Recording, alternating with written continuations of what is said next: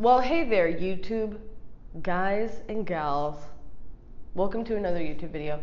This is Kiki G. I'm coming at you live, not live. I said that once before. It's not live. I've pre-recorded this. Anyway, coming at you, not live, pre-recorded. Sick, delirious, with a cold, not COVID, just a good old-fashioned cold. I don't recommend it. 0 out of 5 stars. I'm back because, well, I just couldn't stay away. YouTube is sort of like The Godfather. Hear me out. Because you kill people. No, just kidding. Oh my God, no. Because every time I think I'm out, they just pull me back in. I made that video a while ago where I was like, I'm basically like YouTube's cool aunt that just shows up at the holidays, gives people presents, gets drunk, and bounces. And while that is my role in real life, and it has been my role in YouTube, I want to do an experiment with you guys. So here's my qualm. I have a few qualms, and my number one qualm is I'll get there. The way that you're supposed to make content to be successful on the tube or on any social media platform doesn't sit with me, okay? It won't sit with me. No, it doesn't sit right with me, okay? Because I like to make stuff that's good. And nobody can make good stuff all the time. That's not how making stuff works. I wish it was, but it's not. Trust me, if there was a way to only make good stuff, I would have figured it out because I'm a Virgo. Anyway, you're supposed to like pick a lane and find a category that you make content in and make that content and make it all the time. And I'm not interested in only one thing. I'm interested in lots of things. I'm just over here containing multitudes, y'all. And I also only like to make things that I care about and I'm interested in. And that's not happening like once a week on YouTube and 3 to 5 times a day on TikTok. So I've just opted out because I was basically like, if I can't, it's so much work to make any amount of content. And if I can't make the content that I care about, then I just don't want to do it. There's other things in life. However, I genuinely love to teach.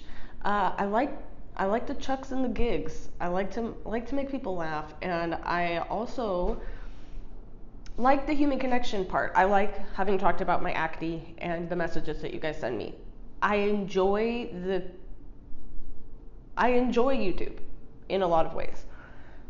And so it has made me kind of sad to just be like, I guess I'm not really doing this because I can't really grow a platform. And if I can't grow a platform to where it makes some kind of money, I am a busy human being with a child and a business, and so it's a lot of time to dedicate to essentially a hobby.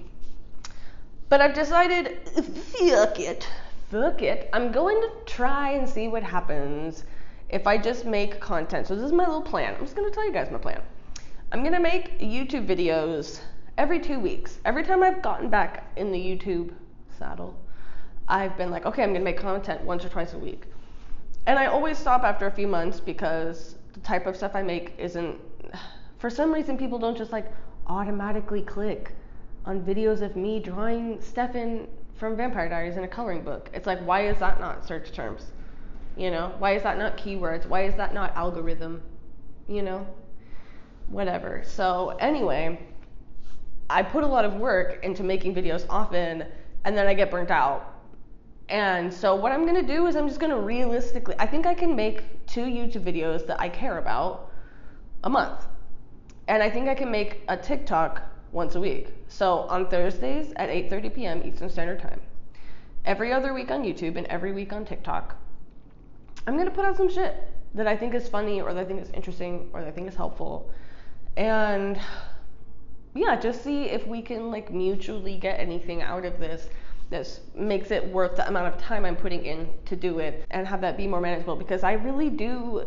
I love the people that I've met through YouTube. I love the connections that I've made like emotionally with people, making people laugh and teaching people stuff about their confidence. Like I have a real passion for it, and it hasn't sat right in my spirit that I haven't been doing it at all, that I just kind of fully opted out. So I'm going to try to just do stuff on my terms and see if anything happens with it. Sorry. I'm sorry. On that note, I wanted to share some foundation tips today. because it's something I was thinking about, and there's a few things that I think can help a lot and are not that crazy or deep of concepts. So if your foundation is looking weird, which I know that it is a lot of the time, because that's one of the main things people ask me about. They're like, why does my foundation look weird? Well, first thing I would say is, bitch, you have to exfoliate. Okay? You need a chemical exfoliant in your life. Period. I'm not talking about like Saint I've scrubbed. I think we all know better than this now. I think that that's true, but I know it isn't because people still buy it. But you need a chemical exfoliant. I've been saying this for years. I still stand by the Paula's Choice 2% BHA as like an introductory. If you don't know what else to do right now and you're like, my foundation looks cakey on my face or it doesn't sit right on my face, just go buy that. Just start with that one and start using that every other night. And let it just eat away all that dead skin, okay? So chemical exfoliant, hydrating sufficiently, use a good moisturizer, probably more moisturizing than you think, if you're having problems with your foundation not laying evenly. Now, sometimes maybe you're just feeling a little crispy, okay? It happens to the best of us. You're using chemical exfoliants, but you get a breakout. Lord knows I understand not having total control over your skin. Feeling a little crispy, got a little breakout going, got some texture, or maybe you've started a retinoid and you're having some flakiness and you're like, well, Kiki, I'm doing that shit already and I still have flaky weirdness and it's making my foundation look weird. I hear you. How are you, do you stipple? Are you a stippler or a blender or a brusher or a fingerer? Are you a fingerer? Okay? Stipple with a sponge, please. If you have texture issues, don't use a brush to apply your foundation. Don't use your fingers unless you're really patient and you can tap, tap, tap with your tiny little fingertips. Use a sponge, a damp sponge preferably, and tap over areas with texture. It's going to lay on top so much better. And if you use any sort of like movement, like a brush or fingers where you're sort of wiping, even with a sponge, it's gonna kind of kick up that texture. It's gonna get the foundation like under the skin flakes and on top of them. So just a little, you know, just rub-a-dub-dub. No, don't rub-a-dub-dub. Just bub-a-bub. Bub. It's science. Okay, my third and final tip for today, because we'll just keep it short. Dip our toe in. Go bloop. Third and final tip for today. If your foundation is looking weird, it may be that you are using a formulation that is too thick or too matte. I understand that people don't want to do touch-ups, right? Nobody wants to do touch-ups. You want your foundation to last for 14 hours, so there's all these foundations that are like, I last for 14 hours, or I last for 24 hours, which is insane. And I understand the temptation. I have a different approach as a makeup artist. I don't really think in terms of like how long this is gonna last. I think in terms of like how good does this look, because ultimately that's what matters for my job. A director is not gonna be impressed if I'm like, I know her foundation looks cakey, but that's just gonna last all day and I don't have to touch it up. He'd be like, okay, weird, because that's why you're here and what you're being paid for. And I can see her makeup on camera and I don't want that. I understand when you're in life and you're moving around as a human, because I've been known to do that, move around as a human. And you're like, I don't want my foundation to be like fading throughout the day. Okay, but there is, if you're putting stuff on your face, there is an element of like, it's gonna move if your face moves. And so like, yes, we can do a whole nother conversation about like longevity, not like setting yourself up for failure where it's like falling apart on your face.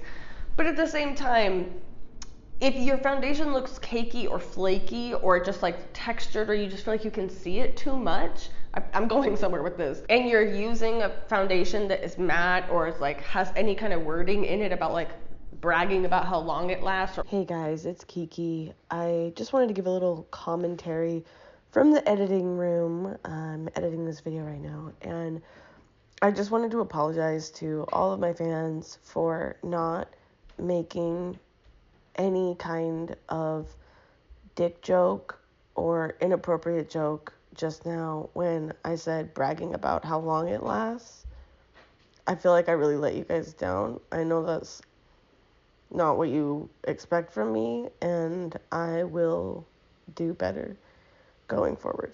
oil control, you may want to consider using a less long lasting or a less matte formulation, because the thing that makes them last a long time and look matte is also a thing that kind of clings onto texture. So you might want to consider a tinted moisturizer instead, or even just like one that's marketed as more like luminous or natural finish, because I have found that the foundations that last the longest also tend to be the most visible on the skin. All right, if you found that helpful, good, I'm so glad. And also, you know, feel free to follow me on the TikTok, because I'm gonna be over there doing stuff, just a little behind the scenes, quick sneak peek into the content I've got coming your way on TikTok. I just moved into a new apartment, so I'm furnishing it with as much as possible secondhand furniture from like Facebook Marketplace and Craigslist and thrift stores and stuff, and a lot of it I'm fixing up. I just made a video for TikTok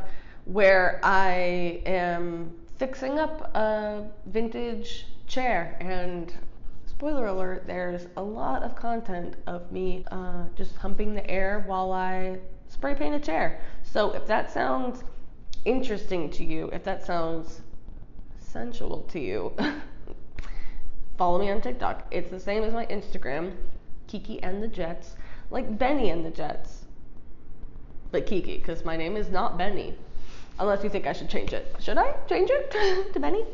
So if you're interested in interior design, vintage stuff, tips for thrifting, everything down to just like how to fry an egg, if you're interested in any of that kind of stuff, from the old Keekster, I regret calling myself that, Benny is a better name, you guys were right, go ahead and follow me at Kiki and the Jets. I will see you guys on Thursdays at 8:30 Eastern Standard Time. You can also subscribe to this channel if you want to, and you feel emotionally ready to take that step in our relationship. And you can like this video by clicking on it. You just go click, and you can also dislike this video. But I'm gonna Jay and Silent Bob you, which is where when people say mean things about them on the internet, then they go around to their houses and they beat them up. So, you know, it's your risk to take. All right, I've taken a lot of cough medicine. I don't really remember what I said to you guys, so it feels like a good time to end the video. See you later, here or on the TikTok. Instagram still exists, but I'm kind of like, whatever, Instagram, you're dumb. I post on my stories there if you want to see. If you are interested, just go look at it. You can look at any of this stuff. You can look at it on your phone even, mostly on your phone. Okay, I'm gonna go take a nap now. Gonna take some NyQuil, gonna take a nap. Gonna hump the air while I spray paint a chair. Music, musical content, obviously. I'm very gifted, and I want to share that with the world, so... Okay, bye.